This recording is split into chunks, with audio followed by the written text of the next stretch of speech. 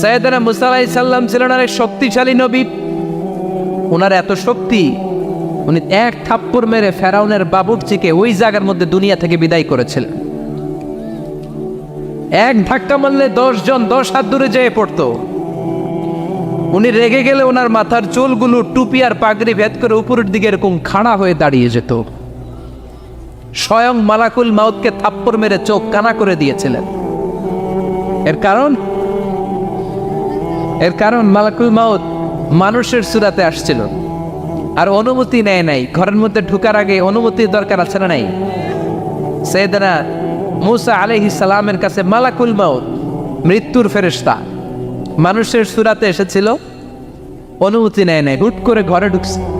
ঢুইকা কয়, আনা মালাকুল মাউত, আমি মৃত্যুর ফেরেশতা, জিইতু আন আকবাদা রূহাক, আপনার রূহ কবজ করতে আসছি। মুসা আলাইহিস সালাম দেখতেছে একজন সলিমুদ্দি। মুসা নবী দেখে কি আর সলিমুদ্দি কয় কি, আমি মালাকুল মাউত। ভেজাল আছে না নাই? সাইয়েদনা মুসা আলাইহিস সালাম দেখে দিব্যি সাধারণ মানুষ, আর সে বলে আমি তোমার রূহ কবজ করতে এসেছি। মুসা আলাইহিস সালাম রেগে গেলেন। অনেক মেজাজ ওলা নবী ছিলেন। রাগের চোটে এক থাপ্পড় দিলেন। থাপ্পড় খেয়ে মালাকুল মাউতের এক চোখ নাই। বুখারীর বর্ণনা, ফাসাক্কাহু ফাফাকু আইনা, থাপ্পড় মারলেন, চোখ শেষ। মালাকুল মাউত বাঁচার জন্য দিলেন দৌড়। এক দৌড়ে আল্লাহর আদেশে আল্লাহর আরশে চলে গেলেন। যে বলে, মাবুদ এমন নবীর কাছে পাঠিয়েছেন, আর সালতানি ইলা আবদিন লা ইউরিদুল মাউত, এমন বান্দার কাছে পাঠিয়েছে ওই বান্দা মরতে চায় না, খালি মারতে চায়। কি করতে চায়? মরতে চায় না, মারতে চায়। দেখেন কি করছে। আল্লাহ বললেন, ও মালাকুল মাউত, ভুল করছো, সালাম দাও নাই, অনুমতি নাও নাই, মানুষের সূরাতে গেছো, আর নবীও সাধারণ নবী না, মেজাজওয়ালা নবী। ঠিক কি না? চিন্তা করে লাভ নাই, আমি কথা বলবো। সাইয়েদনা মুসাকে আল্লাহ ডেকে বললেন, ও মুসা, তুমি নাকি মরতে চাও না, খালি মারতে চাও। সাইয়েদনা মুসা বলেন, না মাবুদ, আমি তো চিনি নাই, এটা যে মালাকুল মাউত আমি তো চিনি নাই, চিনলে তো তার গায়ে আমি হাত তোলার সাহস করতাম না। আল্লাহ বললেন, ও মুসা যাও, দাইয়াদাকা আলা মাতনি সাউর, ওই যে একটা গাভী দেখা যায়, ষাঁড় দেখা যায়, ওই গরুর পিঠের উপরে তোমার ডান হাতটা রেখে দাও। সাইয়েদনা মুসা আলাইহিস সালাম গরুর পিঠের উপরে ডান হাত রাখলেন। আল্লাহ বললেন, মুসা, তোমার ডান হাতের নিচে গরুর যতগুলো পশম, প্রত্যেকটা পশমের বিনিময়ে তোমার এক বছর করে হায়াত আমি বাড়িয়ে দিলাম। মরতে যখন চাও না, মারতে যখন চাও, আরো কয়েক বছর মারো, হায়াত আমি বাড়িয়ে দিলাম। মুসা আলাইহিস সালাম বললেন, আল্লাহ সুম্মা মাযা, এই হাতের নিচে গরুর যত পশম তত আমার হায়াত বেড়ে যাবে। ধরলাম হাতের নিচে 2000 পশম, 2000 বছর হায়াত বাড়িয়ে দিলেন, কিন্তু সুম্মা মাদা, 2000 বছর পরে কি হবে, আগে ওইটা কোন, ওই ঝামেলাটা ভাঙের আগে। আল্লাহ বললেন, মুসা সুম্মাল মাউত, তারপরে তো তোমাকে মরতেই হবে, এই পৃথিবীতে আসলেই মরতে হয়। কুল্লু নাফসিন যায়িকাতুল মাউত, এই পৃথিবীতে যারা একবার আসবে তাদেরকেই মরতে হবে। ঠিক কিনা? সাইয়েদনা মুসা আলাইহিস সালাম বললেন, ফাল আনা, তাহলে আর দেরির দরকার নাই, এখনই আমাকে নিতে বলেন। সুবহানাল্লাহ। মালাকুল মাউত এসে মুসা আলাইহিস সালামের রূহ কবজ করে ফেললেন। এই মুসা আলাইহিস সালামের সাথে সরাসরি আল্লাহর কথা হতো এই তুর পাহাড়ের উপর। সাইয়েদনা মুসা আলাইহিস সালাম আল্লাহর সাথে কথা বলতেন। পৃথিবীতে 4টা আসমানি কিতাব সবচাইতে সেরা। এক হচ্ছে তাওরাত, দ্বিতীয়ত জাবুর, তৃতীয়ত ইনজিল, চতুর্থত কোরআন। তাওরাত আল্লাহ নাজিল করেছেন সাইয়েদনা মুসা আলাইহিস সালামের উপর, জাবুর নাজিল করেছেন দাউদ আলাইহিস সালামের উপর, ইনজিল নাজিল করেছেন ঈসা আলাইহিস সালামের উপর, আর বিশ্বনবীর উপর নাজিল করেছেন কোরআন। ঠিক কিনা? এই তাওরাতকে রব্বুল আলামিন স্বয়ং নিজ হাতে লিখে কাঠের ফলকের মধ্যে, তক্তার মধ্যে লিখে সাইয়েদনা মুসা আলাইহিস সালামকে দিয়েছে। সুবহানাল্লাহ। এটাকে আরবিতে বলে আলওয়াহ। লাওহের প্লুরাল হচ্ছে আলওয়াহ। কাঠের তক্তার মধ্যে আল্লাহ নিজে তাওরাত লিখেছেন। কিসের মধ্যে লিখছেন? কথা বলেন, শুনতেছেন? মনোযোগ আছে? কাঠের তক্তার মধ্যে তাওরাত লিখলেন। লিখে মুসা আলাইহিস সালামকে বললেন, মুসা ফিহি বুরহান, ফিহি হুদা ফিহি হিদায়াত। এই হচ্ছে তাওরাত কিতাব, আমি নিজ হাতে লিখে দিয়েছি। এর মধ্যে হেদায়েত আছে, এর মধ্যে বরকত আছে, এর মধ্যে বুরহান আছে, দলিল আছে। যাও এই কাঠের তক্তার মধ্যে লেখা তাওরাত কিতাবকে নিয়ে যাও, বনি ইসরাইলের কাছে এই তাওরাত কিতাবের দাওয়াত দাও। সাইয়েদনা মুসা আলাইহিস সালাম ছিলেন এক শক্তিশালী নবী। উনি ভাবলেন অল্প কয়েকটা তক্তা, কাউকে ডাকার দরকার নাই, আমার ভাই হারুন রে লাগবে না, আমি যথেষ্ট। আমার ভাই হারুন রে কষ্ট করে পাহাড়ের উপরে টেনে আনার দরকার নাই, 3-4টা তক্তা আমি নিজেই নিতে পারবো, নিজেই নিতে পারবো মনে করে সাইয়েদনা মুসা আলাইহিস সালাম আল্লাহর লেখা তক্তার উপরে যে তাওরাতের ফলক, এই ফলক ধরে টান দিয়েছে উঠানোর জন্য। আল্লাহ যেহেতু কিতাব দিয়েছে নিয়ে যায়, কিন্তু কি আজীব তামাশা, তক্তা ধরে কাঁধে তুলবে তো দূরের কথা, নাড়াতেই পারে না। সুবহানাল্লাহ, আসতে বলেন, নাড়াতেই পারেন। ওয়াতুরি সিনিন, আল্লাহ বললেন তিন আর জাইতুনের কসম, মানে ফিলিস্তিনের কসম। ওয়াতুরি সিনিন, তুর পাহাড়ের কসম, যেই তুর পাহাড়ের উপরে আমি তাওরাত কিতাব নাজিল করেছি। তাওরাত কিতাবটাকে কাঠের ফলকের মধ্যে লিখে বললেন মুসা নিয়ে যাও। মুসা আলাইহিস সালাম নিতে পারে না, মনে আছে?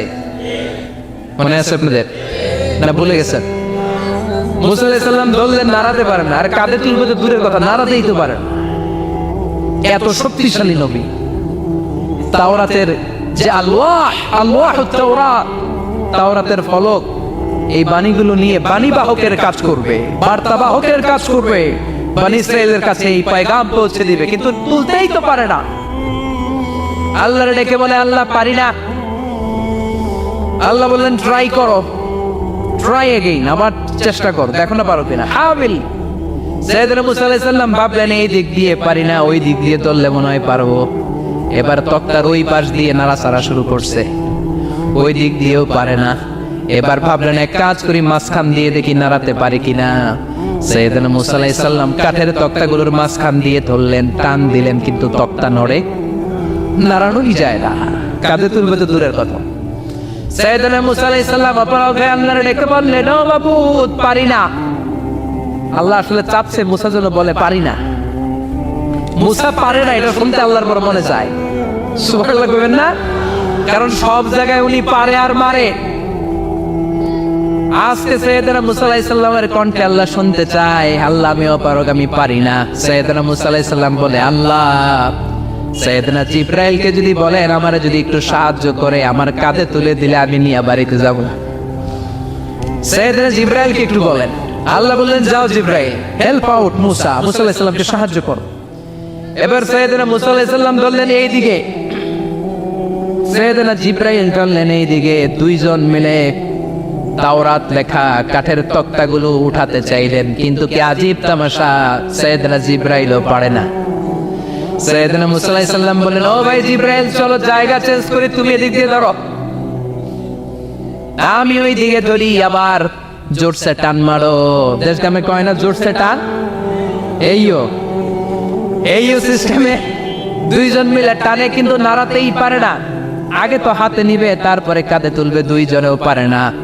গায়ে যত জোর আছে, সাইয়েদনা মুসা আলাইহিস সালাম জোরসে টান দিলেন, যত জোর, সব জোরকে একসাথে করে তিনি টান দিয়েছেন। টানের চোটে দেহের প্রতিটা লোমকূপ থেকে ঘাম বেরোতে শুরু করেছে। টানের চোটে রক টান খেয়ে যাচ্ছে, কোমরের রক ছিঁড়ে যাওয়ার অবস্থা, কিন্তু কাঠের ফলকগুলো নাড়ানো যায়। সাইয়েদনা মুসা আলাইহিস সালাম বললেন, আল্লাহ জিবরাইলও পারে না। জিবরাইলের সাথে হাজার হাজার সহকারী ফেরেশতা, তাদেরকে একটু বলেন হেল্প করার জন্য। সুবহানাল্লাহ পড়েন। হাজার হাজার ফেরেশতা তুর পাহাড়ের উপর সবাই মিলে জোরে জোরে টান দেয়, জোরে জোরে টান দেয়। সবাই মিলে চেষ্টা করে তাওরাত লেখা ফলক এক প্রান্ত থেকে আরেক প্রান্ত কোনো জায়গা দিয়ে ধরে 1 ইঞ্চি নাড়াতে পারে না। এই অবস্থা দেখে আল্লাহ বললেন, ঘটনা কি? আল্লাহ পারি না। সাইয়েদনা মুসা আলাইহিস সালাম কি বলে? আল্লাহ পারি না। আল্লাহ বললেন, মুসা এই ফলকগুলোর এত ওজন নয়, কাঠের এই তক্তাগুলোর এত ওজন নয়, কিন্তু এই কাঠের তক্তার মধ্যে যে বাণীগুলো লেখা হয়েছে, বাণীগুলো কার? এটা আমার বাণী, আমার কথা। এই জিনিসটা বোঝানোর জন্য আমি এটার ওজনকে ভারী করে দিয়েছি। এবার জিব্রাইলের সহকারী ফেরেশতা লাগবে না, জিব্রাইলের সহযোগিতা লাগবে না, তোমার গায়ে আমি যেই জোর দিয়েছি টান দিয়ে দেখো সবগুলারে কাঁধে তুলে নিতে পারবা। সাইয়েদনা মুসা আলাইহিস সালাম এবার বিসমিল্লাহ বলে সব গিমি তাওরাত লেখা কাঠের তক্তাগুলো কাঁধে নিয়ে এক দৌড়ে বাড়ি। আল্লাহু আকবার। যেই পাহাড়ের উপর এই তক্তা টানাটানির ঘটনা ঘটেছে পাহাড়টার নাম, এজন্য আল্লাহ বললেন ওয়াত্তিনি ওয়াজ্জাইতুনি ওয়া তুরি সিনিন ওয়া হাযাল বালাদিল আমিন। তিন আর জাইতুনের কসম, তুর পাহাড়ের কসম। আবার তুর পাহাড়ের মধ্যে নূরের তাজাল্লি দিয়েছে কে? فلما تجلى ربه جعله دكا وخر موسى صعقا। সাইয়েদনা মুসা আলাইহিস সালাম বললেন আল্লাহ তোমাকে দেখতে চাই। আল্লাহ বললেন দেখতে পারবে না, পাহাড়ের দিকে তাকাও, পাহাড়ের মধ্যে নূরের তাজাল্লি দেব, যদি পাহাড় টিকে যায় তাহলে দেখতে পাবা। আল্লাহ যখন তুর পাহাড়ের উপর তাজাল্লি মেরেছেন, পাহাড় ভেঙে খান খান হয়ে যায়, সাইয়েদনা মুসা আলাইহিস সালাম বেহুশ হয়ে যায়। এই বেহুশ হওয়ার ঘটনা আর পাহাড় জ্বলে ছাই হওয়ার ঘটনা যেখানে ঘটেছে, ওই পাহাড়টার নাম জোরে বলেন। ওই তুর পাহাড়ের কসম কেটেছে কে? ওয়াতুরি 2285 মিটার উঁচু, অনেক উঁচু পাহাড়। আবার ইয়াজুজ মাজুজ যখন পৃথিবীতে আক্রমণ করবে, ইন্না ইয়াজুজ ওয়া মাজুজ মুফসিদুনা ফিল আরদ। তামাম জাহানে ইয়াজুজ মাজুজ যখন আক্রমণ করবে, তামাম পৃথিবীটাকে যখন লন্ডভন্ড করে দিবে, সাইয়েদনা ঈসা আলাইহিস সালাম মুমিন বান্দাদেরকে নিয়ে যেই পাহাড়ের উপর আশ্রয় নিবেন সেটা হলো এই তুর পাহাড়। সুবহানাল্লাহ। ঈসা আলাইহিস সালাম মুমিনদেরকে নিয়ে এক পাহাড়ে চলে যাবেন এই ইয়াজুজ মাজুজের অত্যাচার থেকে বাঁচার জন্য। এদেরকে ইংরেজিতে বলে Gog Magog. If you search in Google by writing Gog and Magog, আপনি পেয়ে যাবেন ইয়াজুজ মাজুজের কাহিনী। হাত্তা ইযা ফুতিহাত ইয়াজুজ ওয়া মাজুজ ওয়া হুম মিন কুল্লি হাদাবিন ইয়ানসিলুন। লক্ষ লক্ষ ইয়াজুজ মাজুজের বাহিনী আসবে। এই ইয়াজুজ মাজুজের বাহিনীর অত্যাচার, অবিচার, অনাচার, জুলুম থেকে, মারামারি থেকে বাঁচার জন্য মুসলমানরা ঈসা আলাইহিস সালামের নেতৃত্বে যেই পাহাড়ের উপর আশ্রয় নিবেন, ওই পাহাড়ের নাম হলো তুর পাহাড়। ওই পাহাড়ের নাম কি? কোরআনে অনেকবার আল্লাহ তাআলা এই তুর পাহাড়ের কথা বলেছেন। আমি নিজে এই তুর পাহাড়ের চূড়ায় উঠেছি 2 বার। পাথরের পাহাড়, মাঝরাতে উঠতে হয়। এই তুর পাহাড়ের নিচে একটা গির্জা আছে, খ্রিস্টানদের প্রাচীনতম গির্জা, সেন্ট ক্যাথেরিনা গির্জা। এই গির্জার ভিতরে ঢুকেছিলাম দেখার জন্য। এটা পবিত্র জায়গা। মুসা আলাইহিস সালাম যখন যাচ্ছিলেন, আল্লাহ বলেন ফাখলা'না আলাইক ফাখলা'না আলাইকা ইন্নাকা বিল ওয়াদিল মুকাদ্দাসি তুয়া। শুজ অফ, জুতা খুলে ফেলো। মুসা জুতা খুলে ফেলো। ইন্নাকা বিল ওয়াদিল মুকাদ্দাসি তুয়া। You are in a very holy valley, very sacred valley. একটা পবিত্র উপত্যকায় তুমি এসেছো। এর চাইতে উন্নত এবং পবিত্র উপত্যকা আমি মহাবিশ্বে কোথাও সৃষ্টি করি নাই। চিল্লায় পড়েন সুবহানাল্লাহ। মাঝরাতে এই তুর পাহাড়ে উঠতে হয়, ব্যাকপ্যাক নিয়ে যেতে হয়, সেখানে পানি টানি খাবার দাবার নিয়ে ওঠা লাগে। 3-4 ঘন্টা লাগে উঠতে, নামতে আবার 3-4 ঘন্টা। সকালে 10টা-11টার পরে আর তুর পাহাড়ে থাকা যায় না, কারণ আমাদের বাংলাদেশের পাহাড়গুলো মাটির পাহাড়, তুর পাহাড় হচ্ছে পাথরের পাহাড়। পাথরের পাহাড়ে যখন সূর্যের আলো লাগে, পাথরের পাহাড় গরম হয়ে যায়। আমরা মাঝরাতে উঠতে শুরু করলাম। আমরা যখন উঠতেছি দেখলাম খ্রিস্টিয়ান কমিউনিটির একটা গ্রুপ, তারাও উঠছে, ইহুদিদের একটা গ্রুপও উঠছে, কারণ এটা 3 ধর্মের লোকদের কাছে তীর্থস্থান। এই তুর পাহাড়ের চূড়ায় ছোট্ট একটা মসজিদ আছে, 7-8 জন নামাজ পড়া যায়। খ্রিস্টানদের একটা গির্জা আছে, ইহুদিদের একটা সিনাগগ আছে। ফজরের সময় উঠলাম, পুরো সিলসিলাতুল জিবা তুর পাহাড় দেখলাম। অবাক হলাম, এই পাহাড়ে বিশ্বনবী মেরাজের রাতে নেমে দোয়া করেছেন, ঠিক কিনা? এই পাহাড়ে ঈসা আলাইহিস সালাম মুমিনদেরকে নিয়ে ইয়াজুজ মাজুজের আক্রমণ থেকে বাঁচার জন্য আশ্রয় নেবেন। এই তুর পাহাড়ের কসম কোরআনের ভেতরে কেটেছে কে? এজন্য আল্লাহ বললেন ওয়াত্তিনি ওয়াজ্জাইতুনি ওয়া তুরি সিনিন ওয়া হাযাল বালাদিল আমিন। তিন আর জাইতুনের কসম, ওই মিশরের তুর পাহাড়ের কসম, ওয়া হাযাল বালাদিল আমিন, এই নিরাপদ শহরের কসম। শহরটার নাম কি? কি নাম? এই নিরাপদ শহর দ্বারা আল্লাহ বুঝিয়েছে মক্কা, না ফিলিস্তিন না। ফিলিস্তিন হচ্ছে প্রথমটা, কিন্তু হাযাল বালাদিল আমিন, এই নিরাপদ শহর দিয়ে আল্লাহ বুঝিয়েছেন মক্কা শহরকে। চিৎকার করে বলবেন কোন শহর? মক্কা শহর। এই মক্কা শহরের আগের নাম বাক্কা। মক্কার আগের নাম কি? জোরে বলেন, আরো জোরে। ইন্না আউওয়ালা বাইতিন উদিআ লিন-নাসি লাল্লাযী বিবাক্কাতা মুবারাকা হুদাল লিল আলামিন, নিশ্চয়ই পৃথিবীর সর্বপ্রথম ঘর যেই শহরের মধ্যে আমি আল্লাহ স্থাপন করলাম, শহরটার নাম হলো বাক্কা শহর। কি শহর? এই বাক্কা পরে চেঞ্জ হয়েছে মক্কা। আল্লাহু আকবার। তার মানে আজকে জানলেন মক্কা শহরের আগের নাম হলো বাক্কা। আগের নাম কি? মক্কা শহরে অনেক হোটেল আছে, ওই হোটেলের নাম ফুন্দুক বাক্কা। দেখছেন? ফুন্দুক বাক্কা মানে বাক্কা হোটেল। এই বাক্কা হচ্ছে মক্কার আগের নাম, মনে থাকবে। আল্লাহ বললেন হাযাল বালাদিল আমিন, এই নিরাপদ শহরের কসম, এই শহরের চেয়ে নিরাপদ শহর পৃথিবীর মধ্যে। ইউসাউইরুকুম ফিল আরহামি কাইফা ইয়াশা লা ইলাহা ইল্লা হুয়াল আজিজুল হাকিম, তিনি হলেন এমন সত্তা যিনি মায়ের পেটে থাকা অবস্থায় তোমাদের চেহারার ডিজাইন করে দিয়েছে। চিল্লায়া বলেন সুবহানাল্লাহ।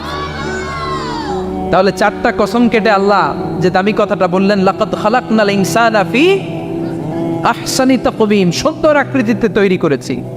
এজন্য সুন্দর চেহারাটা নিয়ে যখন আয়নার সামনে দাঁড়াবেন, তখন আপনি আয়নার দোয়া পড়বেন আল্লাহুম্মা হাসসানতা খালকি ফাহসিন খুলুকি।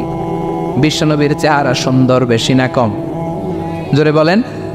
চাঁদের চেয়ে সুন্দর তুমি নবী আমার কামলিওয়ালা, চাঁদের চেয়ে সুন্দর তুমি নবী আমার কামলিওয়ালা, দু জাহানের বাদশা তুমি প্যারা নবী সাল্লাল্লাহু আলা, দু জাহানের বাদশা তুমি প্যারা নবী সাল্লাল্লাহু আলা, চাঁদের চেয়ে সুন্দর তুমি নবী আমার কামলিওয়ালা। সুবহানাল্লাহ। বিশ্বনবীর চেহারাটা বড় সুন্দর ছিল। এত সুন্দর চেহারার মানুষ পৃথিবীতে দ্বিতীয়টা নাই। ওই চেহারা নিয়ে বিশ্বনবী আয়নার সামনে যখন দাঁড়াতেন, উনি বলতেন আল্লাহুম্মা হাসসানতা খালকি ফাহসিন খুলুকি। এর মানে হলো, আল্লাহ আমার চেহারাটা আপনি যেমন সুন্দর করেছেন, আমার চরিত্রটাও সুন্দর করে দিয়ে। This is the attitude.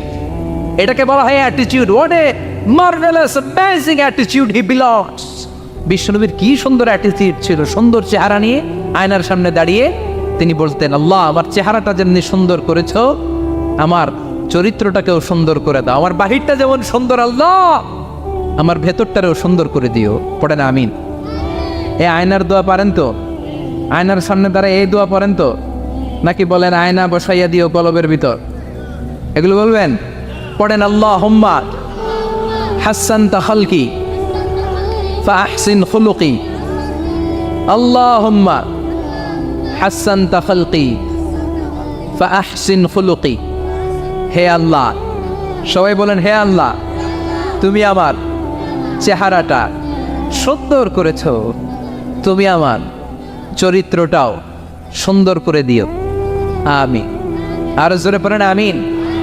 এই জন্য নিজে যখন আয়নার সামনে দাঁড়াবেন এটা বলবেন, আপনার স্ত্রী যখন আয়নার সামনে দাঁড়ায় তখন এইটা বলবেন, আপনার বাচ্চা যখন আয়নার সামনে দাঁড়ায় তখন এই দোয়া পড়বেন। রাজি আছেন তো?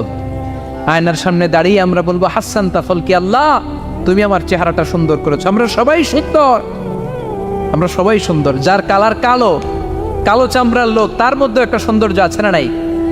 আল্লাহ বললেন এই কালো আর ধলো এগুলো তো বাইরে। ওয়াখতিলাফু আলওয়ানিকুম ওয়া আলসিনাতিকুম, তোমাদের গায়ের রঙের ভিন্নতা, ভাষার ভিন্নতা, এগুলো আল্লাহর মিরাকেল। একজন সাদা, একজন কালো, একজন ধূসর বর্ণের, এক একজনের চেহারার সাথে আরেকজনের চেহারার মিল নাই। সুবহানাল্লাহ। এটাই সৌন্দর্য।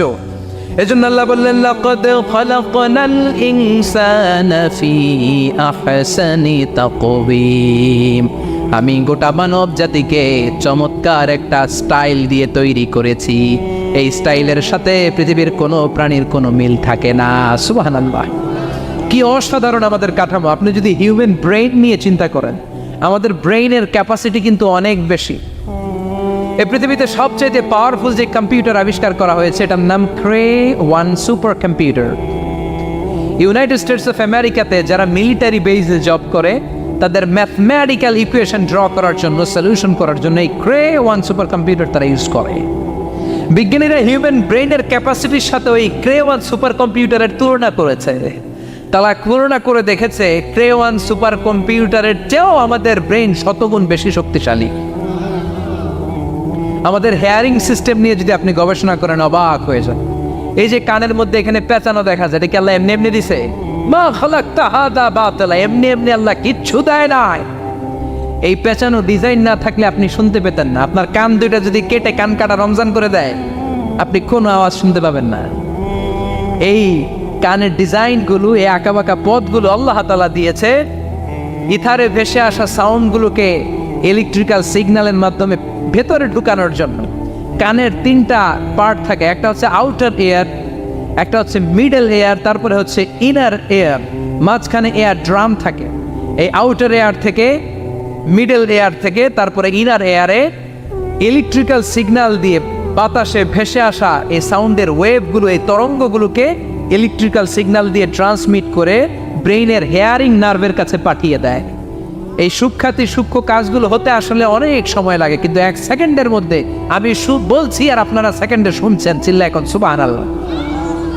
আবার কান যেখানে রাখা দরকার আল্লাহ ওইখানে রাখলেন, চোখ দুইটা যেখানে দেয়া দরকার ওইখানে দিলেন, নাক যেখানে দেয়া দরকার ওইখানে, মুখ যেখানে দেয়া দরকার। এর চেয়ে সুন্দর করে কি আর তৈরি করা যেত?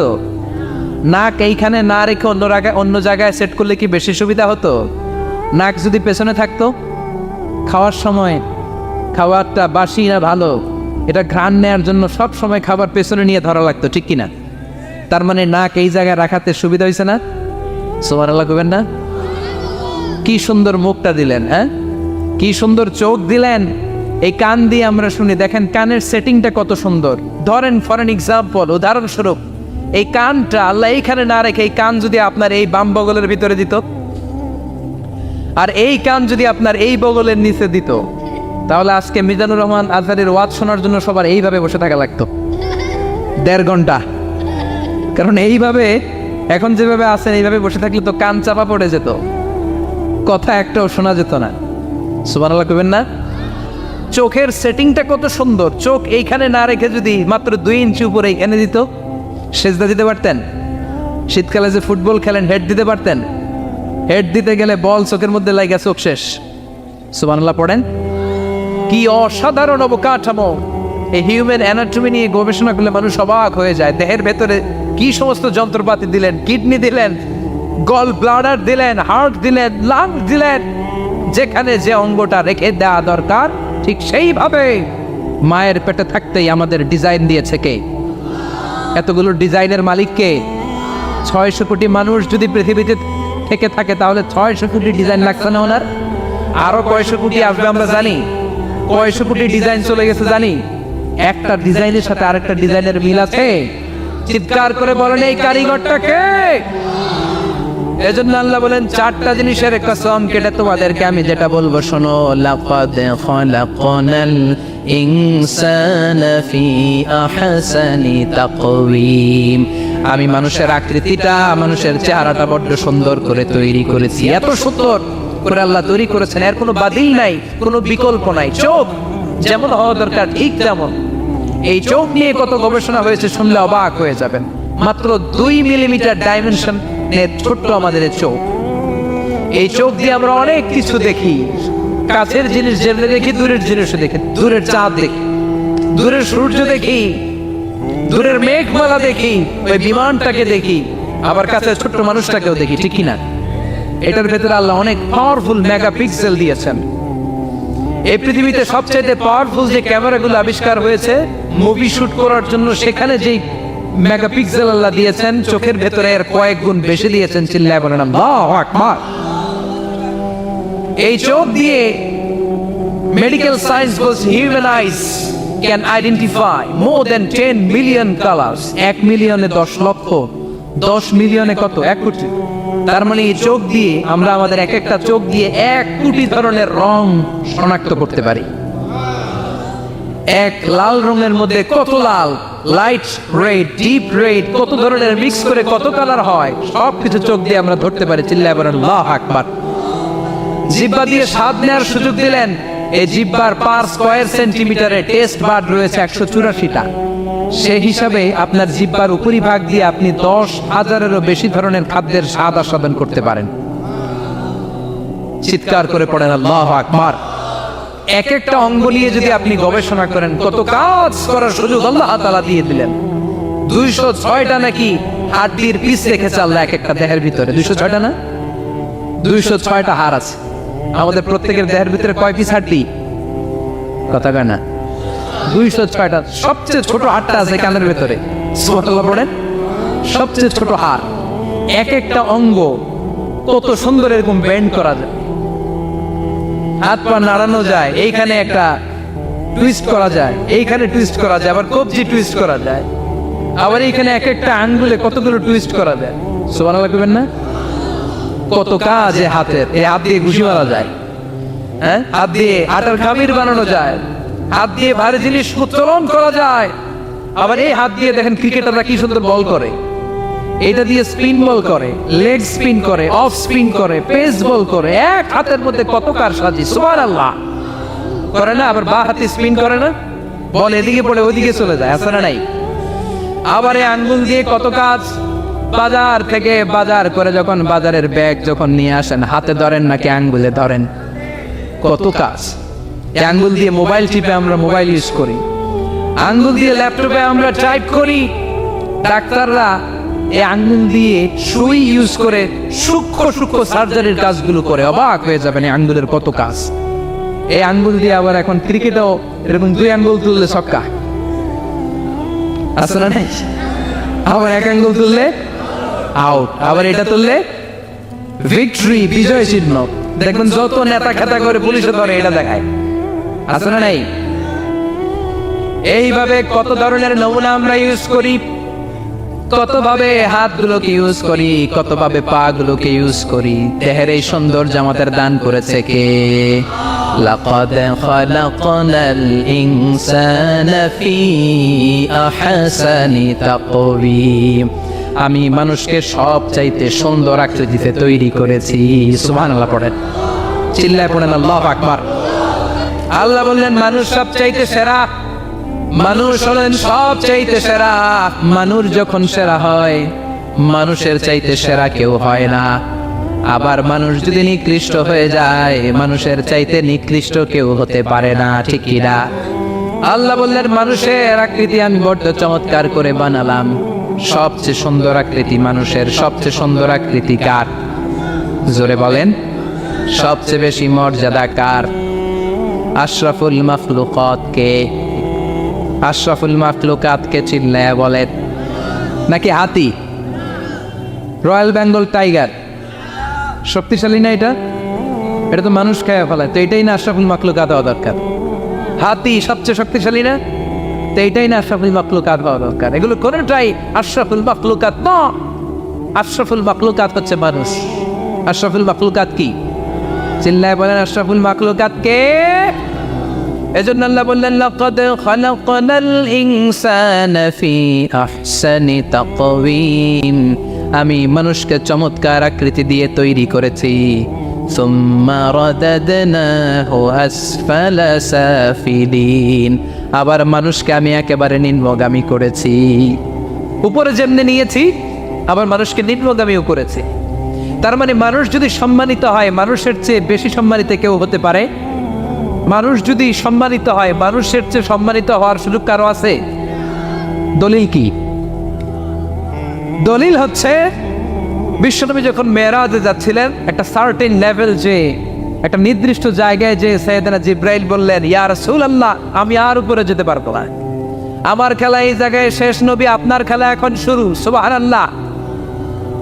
ও নবী, এই জায়গার নাম সিদরাতুল মুনতাহা, এটা সীমান্ত বৃক্ষ। এটা হচ্ছে বর্ডার এরিয়া। কি এরিয়া? এটা হলো বর্ডার এরিয়া। এখানে আমার খেলা শেষ।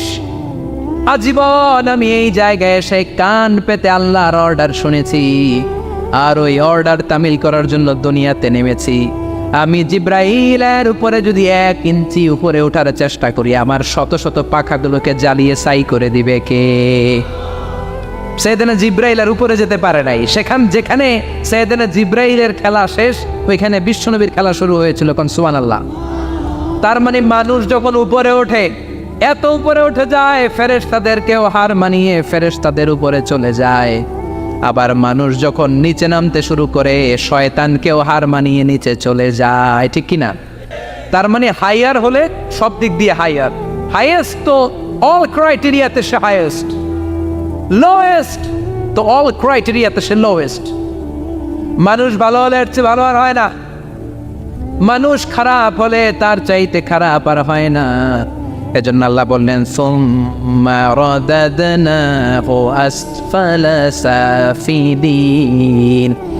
মানুষকে যেমনি আমি সুন্দর আকৃতি দিয়ে তৈরি করেছি, আবার ওই মানুষকে আমি আল্লাহ নিম্নগামী করেছি।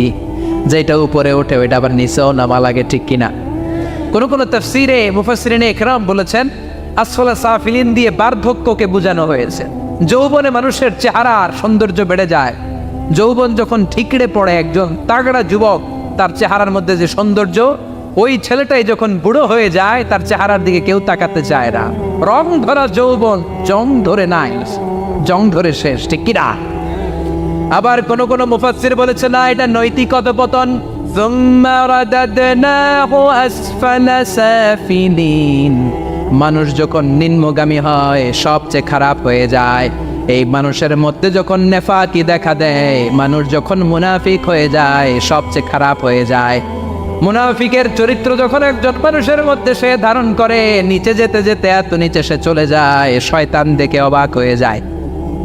শয়তান দেখে মনে মনে কয়, এইটাই যদি দুনিয়ায় আইব, আমারে আল্লাহ বানাইছে কেন? কথা বুঝতে পারছেন? মানুষ এত নিচে যায়, শয়তান অবাক হয়ে বলে, এইটাই যদি দুনিয়াতে থাকবে, তো আমি তৈরি হইলাম কেন? আমি শয়তান হইলাম কেন? এজন্য মানুষ ভালো হলে সবচেয়ে ভালো, খারাপ হলে সবচাইতে খারাপ। তার কারণটা কি? মানুষ যখন খারাপ হয়, পশুর চাইতেও খারাপ হয়ে যায়। জোরে বলেন ঠিক কিনা? আমরা বলি না, তুই পশুর চাইতেও অধম। মানবিকতা হারিয়ে যখন মানুষ অন্যায় কাজ করে, তখন আমরা বলি তুই পশুর চাইতেও অধম। ঠিক কিনা? এজন্য বলা হয়, জনসংখ্যা বাড়ছে, মানুষ বাড়ছে না। বাড়ছে জনসংখ্যা, বাড়ছে কি মানুষ? বাড়ছে নাকি? মানুষ নাই। এই দুনিয়া এখন তো সেই দুনিয়া নাই, মানুষ নামের মানুষ আছে, দুনিয়া বোঝায়।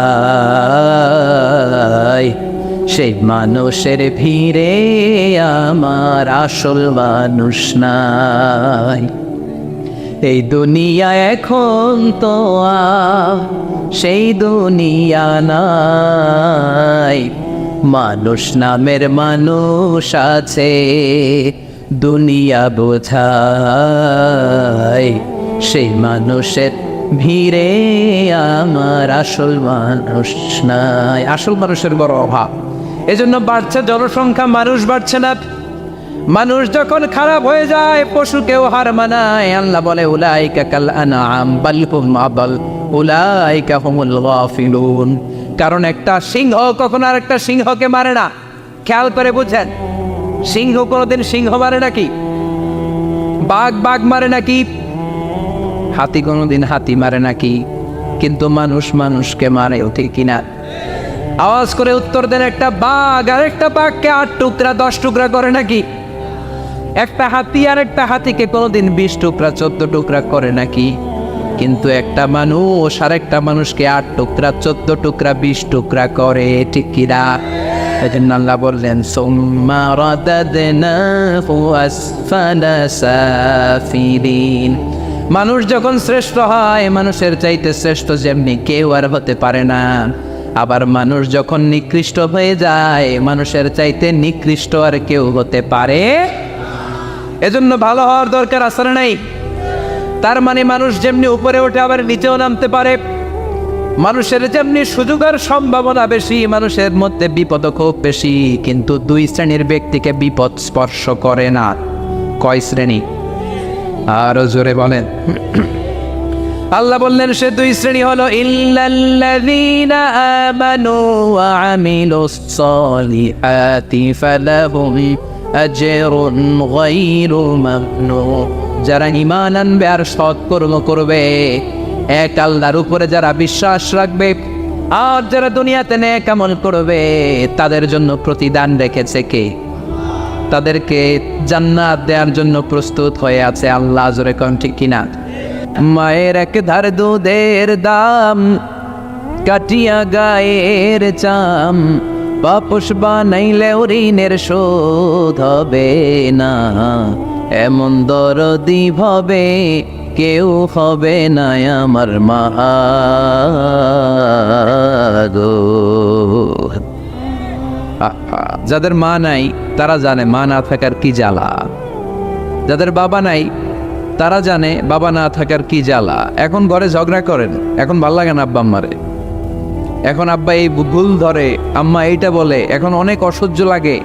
তো যেদিন চলে যাবে ওই দিন বুঝতে পারবেন মাথার উপর থেকে ছাতাটা নাই হয়ে গেছে, বটবৃক্ষটা চলে গিয়েছে, আর উপদেশ দেওয়ার মতো কেউ নাই, কাছে আগলে রাখার মতো কেউ নাই। এজন্য আব্বা আম্মা থাকতে আমরা যেন আব্বা আম্মার কাছ থেকে দোয়া চাই। আব্বা আম্মার দোয়া কোনোদিন আল্লাহ তাআলা ফিরিয়ে দেয়। আমরা আব্বা আম্মারে রেখে দিয়ে অমুক দরবারে যাই, অমুক দরবারে যে দোয়া চাই, আসল বড় দরবার যে আমার ঘরে এটাই বলে যাই। আমার আব্বার চেয়ে বড় কোনো পীর সাহেব আমার জন্য হতে পারে, আমার মায়ের চেয়ে বড় দোয়াকারী আমার জন্য পৃথিবীতে থাকতে পারে। পৃথিবীর সবাই মিলে, সব আল্লাহর ওলিরা মিলে কোরআন খতম দিয়ে এইখানে ফু দিল একটা গ্লাসের পানির ভিতরে, আপনার আম্মা কিংবা আব্বা শুধু বিসমিল্লাহ বলে আরেকটা গ্লাসের পানির মধ্যে ফু দিল, মায়ের দোয়াটা মুহূর্তেই কবুল করে নিবে কে? আম্মা আব্বার চেহারার দিকে তাকালেই কবুল হজের সওয়াব দেয় কে? হজ করে আসছেন কারা কারা দেখি?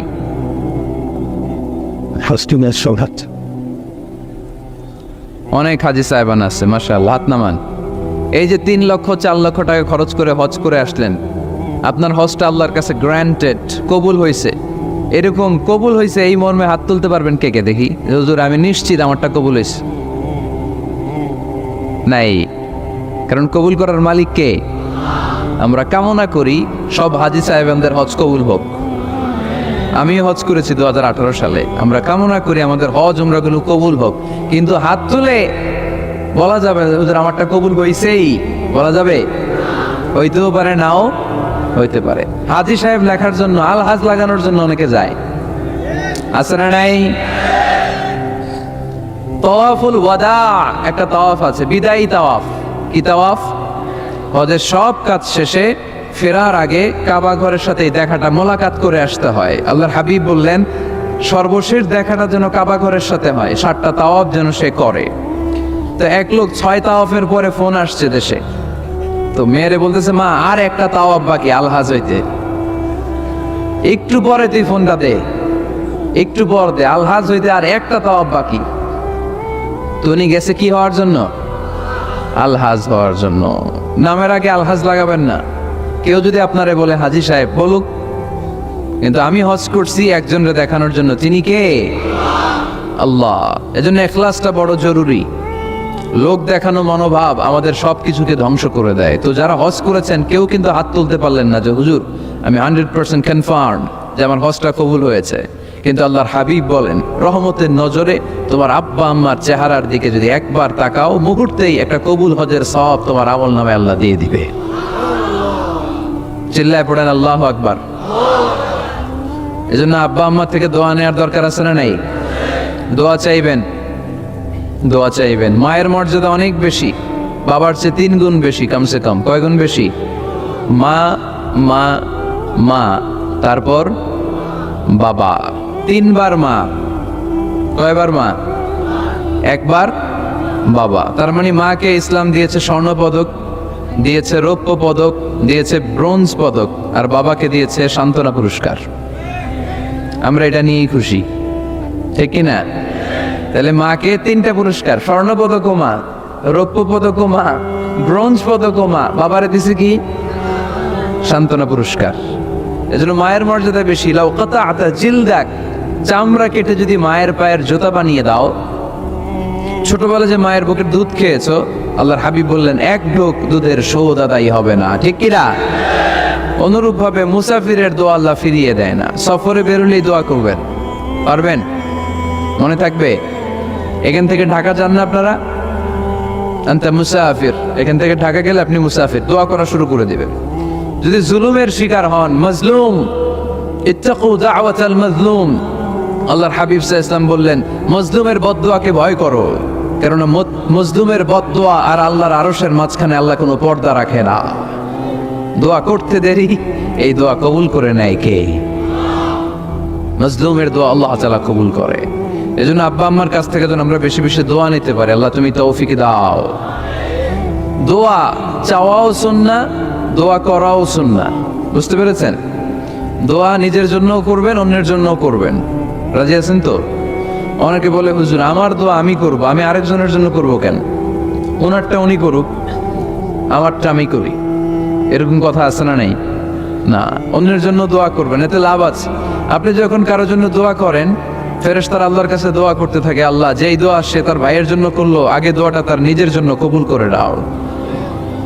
মা মিন মুসলিম ইয়াদউ লিআখিহিল মুসলিম বিযাহরিল গায়ব ইল্লা ক্বালাল মালাক ওয়ালাকা বিমিসলিন। ফেরেশতারা বলে ওয়ালাকা বিমিসলিন, আপনি দোয়া করলেন আল্লাহ আমার এই ভাইটার টাকা পয়সা নাই, তুমি তারে ধনী বানায় দাও। ফেরেশতারা তখন বলে ওয়ালাকা বিমিসলিন, মানে আল্লাহ যিনি দোয়া করতেছে আগে তারে ধনী বানিয়ে দাও। সুবহানাল্লাহ কইতে পারলেন না? আরো জোরে বলেন সুবহানাল্লাহ। একটানা ডর করি কওয়াজি সুবহানাল্লাহ।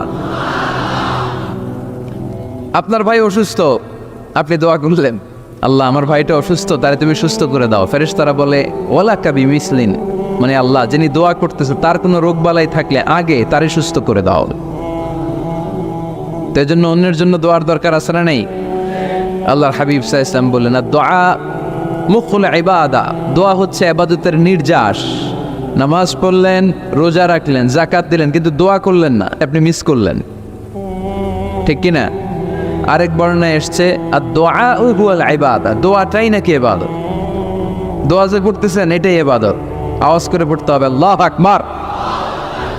এজন্য প্রতিটা সালাতে যখন আমরা নামাজে দাঁড়াই, যখন মুসল্লায় দাঁড়াই, আমরা যখন সূরাতুল ফাতিহা পড়ি, এর মধ্যে আল্লাহ একটা দোয়া শিখিয়েছেন, পড়েন ইহদিনাস সিরাতাল মুস্তাকিম, ইহদিনাস সিরাতাল মুস্তাকিম। ও আল্লাহ, show us the right path, show us the correct path। আল্লাহ আমাদেরকে সহজ সরল সোজা পথ দেখান। আল্লাহর হাবিব সাল্লাল্লাহু আলাইহি ওয়াসাল্লাম একবার খেজুর গাছের ডাল দিয়ে মরুভূমিতে একটা টান মারলেন, সোজা একটা টান, আর ডানে বায়ে অনেকগুলো দাগ কাটলেন। আল্লাহর হাবিব বললেন ডানের ছোট ছোট রাস্তাগুলো শয়তানের রাস্তা, ওরা হাতছানি দেয়। আসো নাচের অনুষ্ঠানে আসো, গানের অনুষ্ঠানে আসো, মদের আড্ডাখানায় আসো, জুয়া খেলাতে আসো, ওইদিকে যাওয়া যাবে না। মুমিনের রাস্তাটা সোজা, এটা সিরাতুল মুস্তাকিম। এই রাস্তায় যদি একবার উঠে যান, ডানে বায়ে কোনো মোড় নাই, খালি চলবে, খালি চলবে, ইউটার্ন নাই, কোনো চৌমুহনী নাই। এই রাস্তা শুরু হয়েছে দুনিয়াতে, এই রাস্তার শেষ মাথা ঢুকে গিয়েছে জান্নাতে। এজন্য প্রতিদিন সালাতে আমরা পড়ি আল্লাহ তুমি আমাদেরকে সরল সঠিক পথ দেখাও। আমরা যদি কোনোদিন রাস্তা হারিয়ে ফেলি, আমাদেরকে রাস্তা দেখায় কে? আমি যদি কোনোদিন পথ ভুলে যাই, হাত ছানি দিয়ে কাছে নিও, মমতার বন্ধনে আমায় বেঁধে সব ভুল ক্ষমা করে দিও। পড়েন আমিন। এজন্য সালাতের মধ্যে দোয়া আসরা নাই। প্রতিদিন আমরা দোয়া করি, দোয়াটা পড়ি, কিন্তু অর্থ বুঝি না। এর চাইতে দামি দোয়া হতে পারে ইহদিনাস সিরাতাল মুস্তাকিম, আল্লাহ সিরাতুল মুস্তাকিমের পথ দেখাও, সোজা পথ। এই জন্য দোয়ার গুরুত্বের কোনো শেষ নাই, এটা অনেক গুরুত্বপূর্ণ। কি সুন্দর ইসলাম, হোয়াট এ প্রাইভেসি ইন ইসলাম, কত সুন্দর প্রাইভেসি ইসলাম আমাদেরকে শিখিয়েছে। আপনি ঘরে ঢুকবেন, অনুমতি নিয়ে ঢুকবেন। কার কথা? এক সাহাবী বললেন নবী আমার ঘরে 2 ঘর। কয়টা? 2টা মাত্র রুম। এক রুমে থাকি আমি, আর এক রুমে থাকে আমার আম্মা জান, যেই আম্মা জানের বুকের দুধ খেয়ে আমি 10 মাস পেটের ভেতরে ছিলাম, 2 বছর বুকের দুধ খেয়ে বড় হলাম। আমার আম্মা জান থাকে এক রুমে, আমি থাকি আর এক রুমে। ও নবী, আমার মায়ের রুমে ঢোকার আগেও কি অনুমতি নেওয়া লাগবে নাকি? বিশ্বনবী বললেন, ও সাহাবা, আতুহিব্বু আন তারাহা উরিয়ানা, do you like to see your father naked? তুমি কি তোমার মাকে নেকেড দেখতে চাও? তুমি কি তোমার মাকে উলঙ্গ দেখতে চাও? সাহাবী বললেন, কাল্লা, কখনোই না। বিশ্বনবী বললেন, ইদান তাস্তাদিন, তোমার মাকে যদি উলঙ্গ দেখতে না চাও তাহলে অবশ্যই অবশ্যই অবশ্যই তোমার মায়ের ঘরে ঢোকার আগে অনুমতি নিয়ে ঢুকবা। সুবহানাল্লাহ। মায়ের ঘরে ঢোকার আগে অনুমতি নিতে হবে। তাহলে ভাইয়ের ঘরে, বোনের ঘরে, ভাবির ঘরে, হ্যাঁ, ঢুকাই যাবে না। ভাবির ঘরে ঢোকা যাবে? কারো ঘরে ঢোকার আগে অনুমতি নিতে হবে। এটাকে বলে প্রাইভেসি। ইসলামী প্রাইভেসিকে গুরুত্ব দেয়। কারণ আপনি হয়তো এমন একটা সময় চলে যাবেন ঘরের ভিতরে আপনার আম্মা ওই সময় হয়তো হালকা পোশাক পরে, সিম্পল কোনো কাপড় পরে শুয়ে আছে, ঠিক কিনা? ওই পোশাকে সে আপনার সামনে আসতে চায় না। আপনি যখন নক করবেন, আপনি যখন সালাম দিবেন, পারমিশন চাইবেন, সে হয়তো ওনাকে ঢেকে চাদর পরে সুন্দর করে জামাটা পরে তারপরে আপনার সামনে আসবে। চিল্লায় বলেন ঠিক কিনা? এজন্য অনুমতি নিয়ে ঢোকা ফরজ। কারো ঘরে যখন যাবেন আগে সালাম দিবেন, 3 বার সালাম দিবেন। 3 বার সালাম দেওয়ার পরে যদি উত্তর না পাওয়া যায় চলে যাবেন। কার কথা মানতে রাজি আছেন তো? এগুলো মানি না, এই জন্যই ঘরে অশান্তি, ফ্যামিলিতে অশান্তি, চোখের হেফাজত নাই, নজরের হেফাজত নাই। এই নজরের লাগাম যদি টেনে ধরতে পারেন, ফ্যামিলির 50% সমস্যা এমনিই চলে যাবে। চিল্লা এখন ঠিক কিনা?